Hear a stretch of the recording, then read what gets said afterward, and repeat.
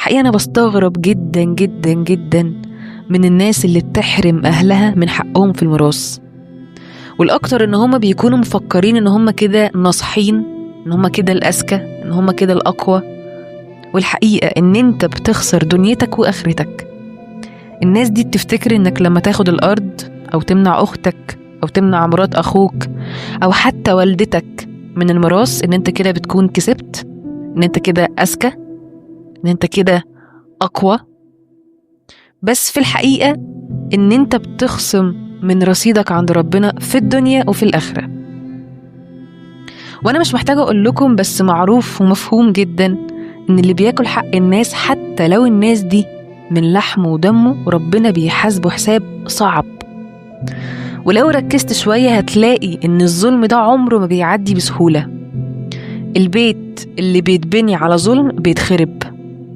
الفلوس اللي جت من حق حد تاني عمرها ما بتفضل. وحتى اللي ظالم بيعيش دايما في قلق. فطرتك السليمة بتفضل مأنباك طول عمرك. وفي ناس بتظن إن الميراث ده مسألة فلوس، هو هنوزع الفلوس وهنروح. لأ، أنا شايفة إن أي موضوع فيه حقوق مالية في الحقيقة هو اختبار وامتحان لضميرك، امتحان بيكشف مين فينا بيخاف من ربنا ومين لأ. والغريب واللي مشترك في الناس اللي بتمنع أهلها من الميراث بيكون عندهم دايما جمل ثابتة ومعتقدات خاطئة ثابتة. يجي يقولك مثلا أنا اللي تعبت في التركة، أنا اللي شقيت، أنا اللي صرفت، أنا اللي اشتغلت، يبقى أنا الأولى بالتركة، أنا اللي أقسمها، أنا اللي أوزعها زي ما أنا عايز. طيب ماشي، بس هل التعب ده والشقة ده بيديلك حق إنك تاخد نصيب غيرك؟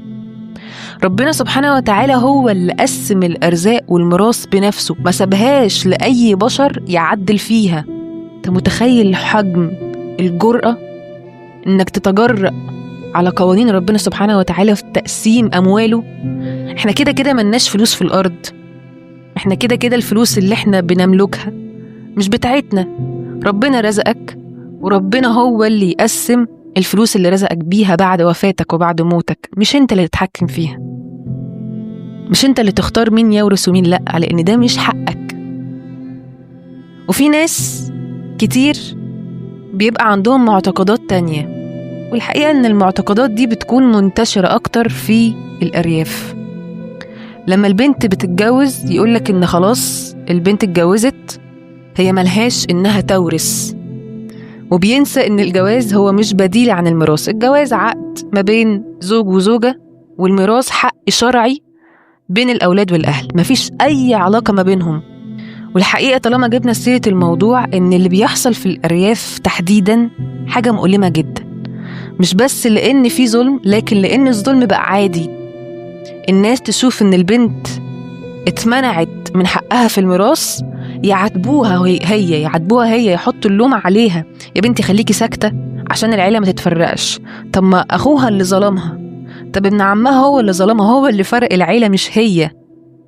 بس للأسف بيخافوا من العيب أكتر من خوفهم من ربنا سبحانه وتعالى. نخاف الناس تقول علينا إن احنا رفعنا قضية. طب ما هو اللي بياكل مال أخته أو أمه أو مراته بياكل نار برضه. مدركين حجم المصيبة اللي انتوا فيها؟ وفي بنات كتير بتسكت علشان يعني نعدي الموضوع، علشان ما نخربش الدنيا. تقولك أنا مش عايزة مشاكل. بس يا ترى هل الأسلوب ده بينتج عنه سلام فعلا، ولا هو وجع مكبوت جوه كل واحدة بتتظلم في إن حقها مرجع لهاش؟ كل مرة تشوف إخواتها بيبيعوا أرض أو بيت أو غيره، كأنهم بيقولوا لها أنتي مالكيش وجود. وسكوتها مش ضعف، ولكن لما السكوت بيطول بيبقى جريمة في حق نفسها. وعلى فكرة أنا مش بشجع إن احنا نجري على طول للمحاكم، وإن احنا نجري على طول نرفع القضايا. انت ممكن يكون ليك حق ومتاخد قدام عيونك وتتغاضى عنه. كل واحد حر في حياته يتصرف فيها ازاي. والقانون مش بيفرض عليك انك لما تتعرض لمشكلة او لظلمانية انك تروح ترفع قضية، ممكن تتنازل عنه برضاك. ولكن الموضوع المؤلم اكتر ان الظلم ده ما اقدرش كمان ابوح عنه، ما اقدرش اقول ان انا مظلومة، ما اقدرش اقول ان انا تعرضت للإهانة من اهلي، ما اقدرش اقول ان انا تعرضت للظلم. حتى الاعتراف بده، حتى البوح بده ممنوع، ما ينفعش اقوله. الميراث مش ارقام في ورق، ده ميزان عدل بين البشر، لازم لازم لازم يشيلوا ايديهم منه. يعني ما بقاش انا بقول انا اللي هقسم، انت ما بتقسمش، انت مالكش الحق في انك تقسم حاجة مش ملكك. الفلوس دي مش فلوسك، التركة دي مش تركتك، انت هتموت وتسيبها، بس هتتحاسب لما كنت مسؤول عنها جزء معين، هل طبقت شرع ربنا ولا لا؟ ده اللي بيفرق ما بيننا. ولو جينا نتكلم على دور القانون المصري في موقف امتناع تسليم الورث، تلاقي ان القانون المصري واضح جدا في النقطة دي. قانون قال وفقا للمادة 49 من قانون العقوبات ان اي حد يمنع الورثة من حقهم او يخفي تركة او يخفي جزء من التركة، يقولك ان المصنع مش تبع التركة، الفيلا مش تبع التركة، الارض مش تبع التركة، او انه يزور عقود علشان يهرب بالميراث، ده بيتحبس حبس ما فيهاش هزار. نيجي بقى نتكلم على الجزء القانوني والعملي في حل المشكلة دي. لو تم امتناعك من الميراث تعملي ايه؟ القانون المصري اوجد لك حلول في خطوات واضحة تمشي عليها علشان ترجعي حقك. اول حاجة هتعمليها انك هتطلعي اعلام وراثة. ايه هو اعلام الوراثة؟ اعلام الوراثة ببساطة هو مستند رسمي بيقول مين الورثة الشرعيين للمتوفي. اي حد بيتوفى لو عنده تركة تقدري تروحي ترفعي قضية اسمها اعلام وراثة علشان المحكمة تقولك مين هم اللي ليهم الحق في الميراث.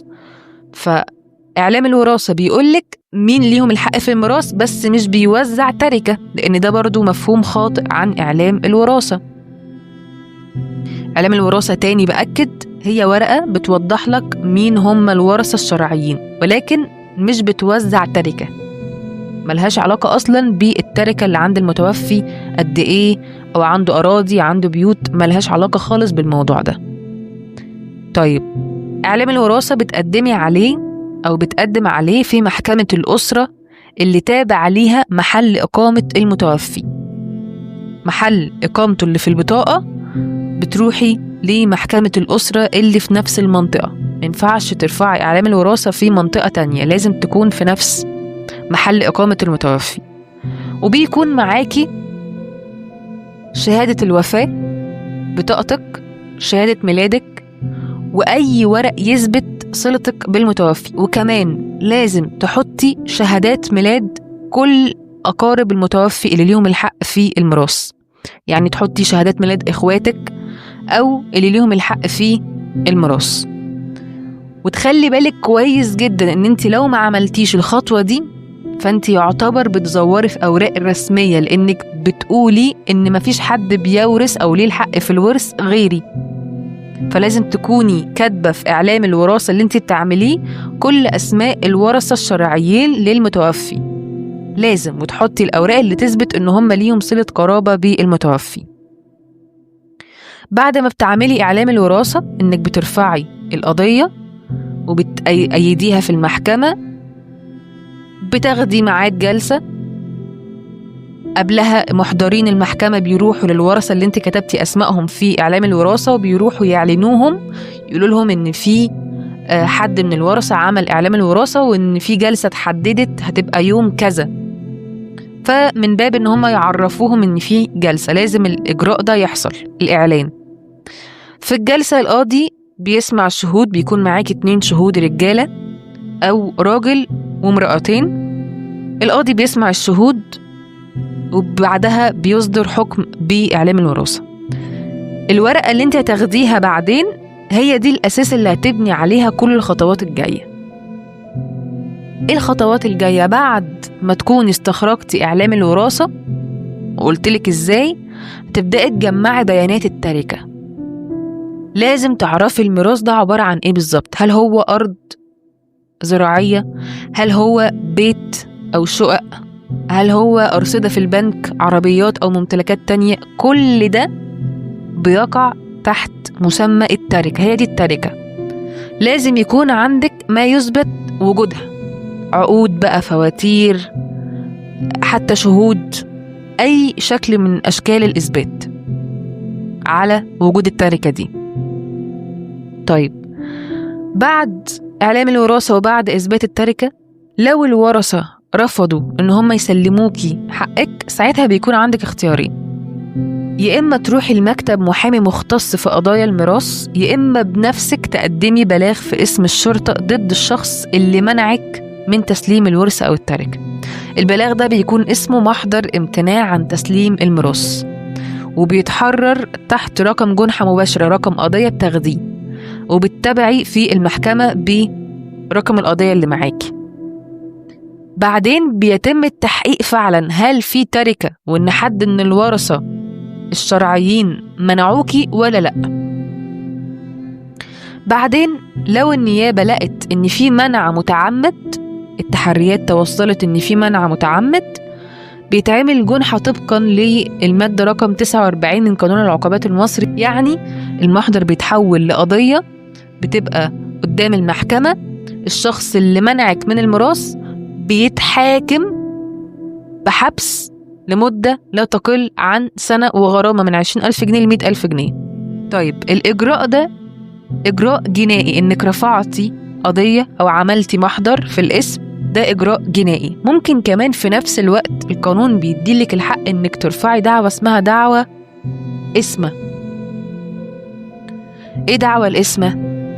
دعوة الاسمة لو الورثة مش متفقين على تقسيم التركة، القاضي هنا بيبعت خبير علشان يقيم الممتلكات. طبعا هيقيم الممتلكات اللي انت بتثبتي وجودها بأدلة الإثبات اللي كلمتك عليها، والمحكمة بتقسم بالعدل ما بين الورثة. المحكمة هي اللي هتقسم، بس طبعا كل ده محتاج إعلام الوراثة. لو عندك أرض أو بيت، المحكمة هتقسمها اسم فعلية، أو إن القاضي ممكن يؤمر ببيعها في مزاد، وتوزع الثمن بالنسب الشرعية لكل واحد فيكم وفقا لإعلام الوراثة اللي انت عملتيه.